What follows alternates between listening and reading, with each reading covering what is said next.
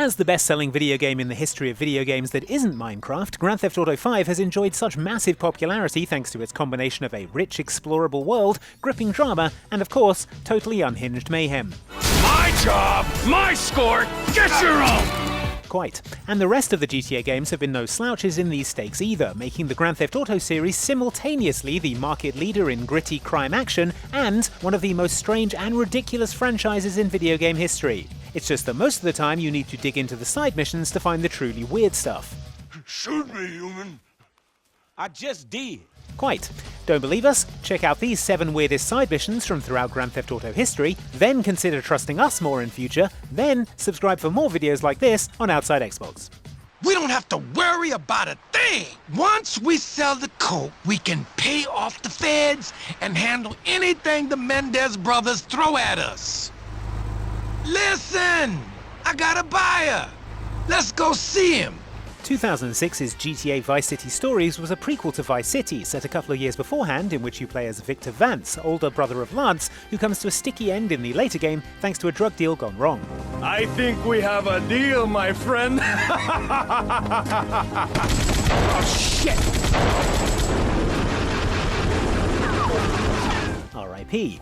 In this prequel, however, Victor is the main character and somewhat more stoic and serious than his flamboyant brother, which is why it's so odd that in one mission in Vice City Stories, he has to go to a shopping mall and kill a bunch of zombies. This unlikely scenario begins with Lance taking a phone call from a prospective buyer for some cocaine who's filming a movie in a shopping mall nearby. Driving over there reveals that the movie is a zombie movie set in a shopping mall, which 0 points for originality. You looking for inspiration? I got all you need. And 0 points for production preparedness either, because it turns out they don't have a stuntman and need one to finish the shoot before they can even think of discussing cocaine deals. A stuntman's what I need. We've got to wrap this scene before the mall opens. Vic can handle your stunts. Meanwhile, you and I can talk snow business. So, as Lance goes off to schmooze, you have to kill, or I guess kill in inverted commas, a whole horde of moaning, shambling zombies, starting off by defending a kiosk with a shotgun.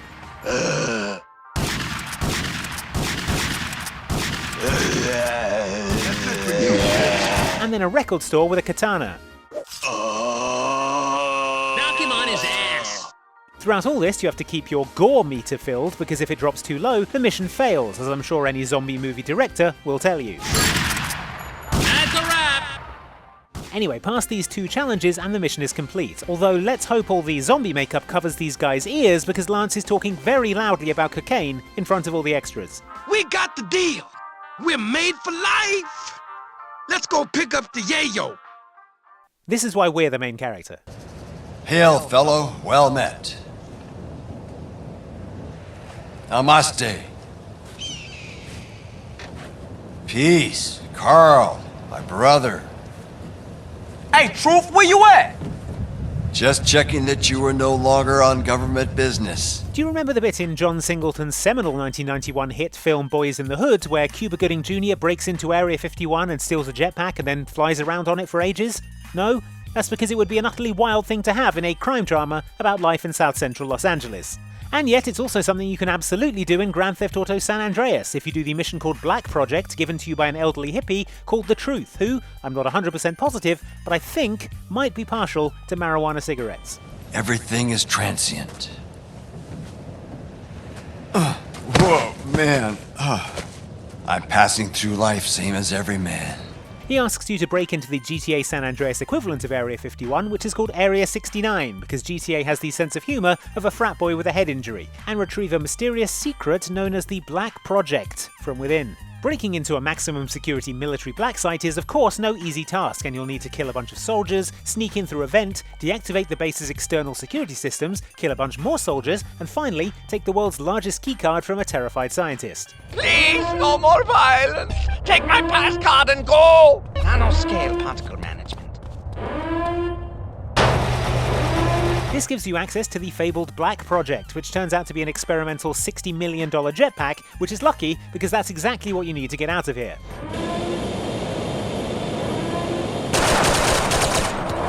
Stealing the jetpack. All military personnel outside and fire at will. Now all that remains is a leisurely flight back across to the truth in your fantastic jetpack from beyond science fiction, but maybe you should have hung on to it, because he does speed off with it in his van, leaving you stranded in the desert. Hey, here you go. You better stash it somewhere fast. Far out. Have a nice trip, dude. Do Ubers come out this far? Maybe the US military has a taxi stand at another top secret base nearby? We can only hope. Hey there, pal. Hey. Hey, Hey, what are you doing out here so late? what's it to you? Nothing. Just trying to make conversation. Just trying to keep the loneliness at bay. You know. Whatever you say. You know, Grand Theft Auto protagonists, you don't have to do everything random people on the street tell you to. For example, a good example of a time when you should say no to a total stranger is this scenario, in which Nico Bellic from Grand Theft Auto 4 is approached by a jittery weirdo in an alley. Hey, wait a minute, mister. I'm sorry. I'm strange. I'm a weird guy. I know. Hey, do you have a car? Can you get one? Why? Because I have this rather heavy bag, and I really need a lift. I can pay you. Said weirdo has a heavy bag he wants you to help him drive somewhere so he can dispose of it. Hey, friend, this bag is awful heavy. You mind taking us down to the docks? And on the drive there, he just won't shut up about murder. They laughed at him once, but you can't laugh without a tongue. You can't point if you haven't got fingers, can you? In fact, this entire mission has more red flags than a Swiss souvenir shop. Nico, you really should pay more attention to the things people are saying in your car. You know that you can hear accents when people scream. I can tell what borough people are from just by hearing them scream. I've heard enough Alderney accents tonight. Oh, God! Oh, God! I want to hear some nice, rounded Algonquin voices. Please stop! Please stop it! This is Eddie Lowe, who it turns out is in fact a prolific serial killer who decapitates his victims and dumps them in sports bags around the city. If only there was some way someone could have figured out what he was up to.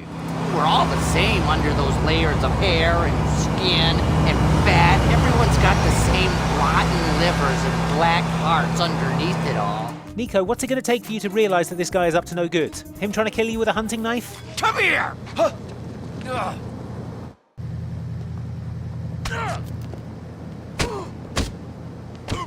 Okay, yeah, that did it. Hello? Hello? Come in, my dear, and rest your soul. You must be the big bad man my granddaddy been chatting about. Tell me things about you, you know, when he visits, and about the others who wait for you. A far more convincing explanation for why a GTA protagonist would bend over backwards to do a job for some rando is found in GTA Vice City, in one of the missions Tommy Vercetti takes on for Auntie Poulet.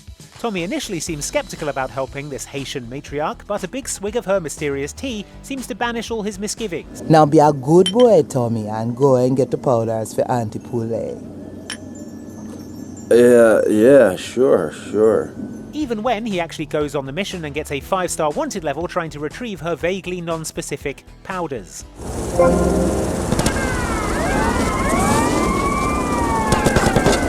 The next time they meet, Tommy seems to not remember Auntie Poulet, but don't worry, she has more tea and more jobs for you. Thanks for the tea. And Tommy is again fine with it, even though it contains what everyone agrees is the worst GTA vehicle of all time, remote-controlled airplanes. Finally, you have to take a sniper rifle and pick off Cuban gang members as they fight with Auntie Poulet's Haitians, the Cubans, we remind you, being the gang that you are supposedly aligned with. It's never explicitly stated, but it's pretty clear that Tommy is doing all of this because of Auntie Poulet's tea, which appears to be some kind of magic mind-controlling potion. Now, Tommy, you do this for me, and you're no longer tied to my apron strings. Okay, Auntie. Which is wild, but what's a little voodoo when Vice City Stories featured Phil Collins? Darling, do you not feel a special connection between us? A certain magic? No, and I'll be honest with you, you're not really my type. Barry, is everything sorted for tonight? Now that's weird. You lucky boy. You're real lucky. Why? I thought you was a squatch. Nearly pulled a bullet in you. Made my goddamn fortune. A what? When you bought Grand Theft Auto 5, the critically acclaimed urban crime simulator, probably the last thing you expected to be doing was chasing an ape man through a forest trying to kill him. And yet that's exactly what you'll find yourself doing in the GTA 5 side mission, The Last One, which only the very best, most dedicated GTA 5 players will ever see because it requires 100% completion to unlock. What do you get for the grueling task of completing Grand Theft Auto 5 to 100%? The chance to meet this Sasquatch hunting weirdo, and then, on his behalf, chase the legendary Bigfoot through the woods, pumping round after round into this crafty cryptid before he dives into a bush and vanishes. How did that mean? Got it. Eventually you do manage to take down Bigfoot, at which point it quickly becomes clear that something else is going on. Shoot me, human. Something weird. Man, wait a second. It's just a mask.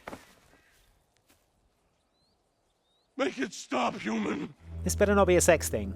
It's perfectly normal to admit to being aroused role-playing dressed as a fantastical beast. Alright, I'm out of here. The name's Chonks, Marty Chonks. I run the bitchin' dog food factory around the corner. I got money troubles, but hey, who doesn't, right? I'm meeting my bank manager later.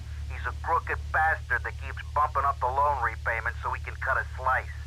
Take my car, pick him up, and bring him back here. I got a little surprise for that blood-sucking leech. I think we've all wondered at some point what it is exactly that goes into dog food, but if you're a resident of Grand Theft Auto 3's Liberty City, you don't need to wonder anymore, because I can tell you right now, it's people foolish enough to get into a car with the character you play as, Claude Speed.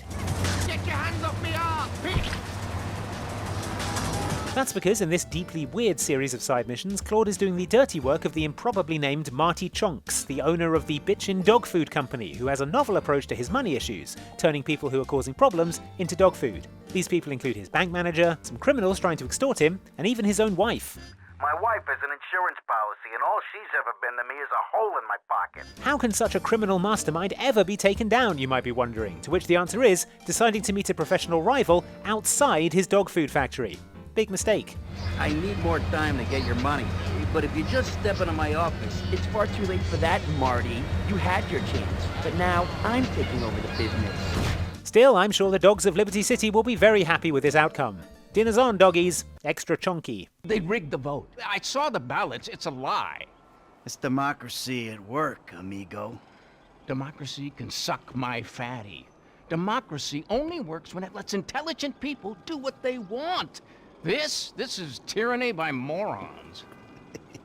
Well, I got things to take care of in a little place called reality. Now, I'm not saying that everyone at GTA developer Rockstar has never smoked weed before. What I am saying, though, is that they have a very strange idea of what happens when you do smoke weed, as we observe in the Grand Theft Auto 5 missions titled Grassroots. Take a drag.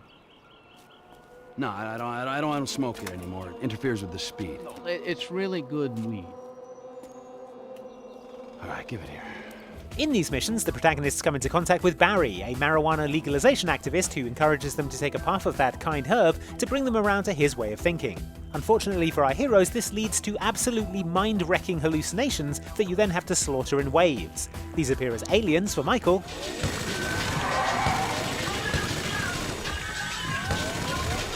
and clowns for Trevor.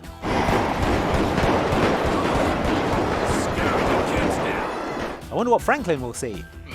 Just a mellow, sophisticated high. Man, this seems a little dry. Can't you see the aliens? Man, what else are you taking? Man, this shit is garbage. Alright, GTA 5, you've made your point. I've gone through to the other side! Those were 7 of the weirdest side missions you ever stumbled off the urban drama path and into while playing a Grand Theft Auto game. If we missed your favourite quirky side quest, drop it in the comments below, and like and subscribe for more videos like this from Outside Xbox. Thanks for watching.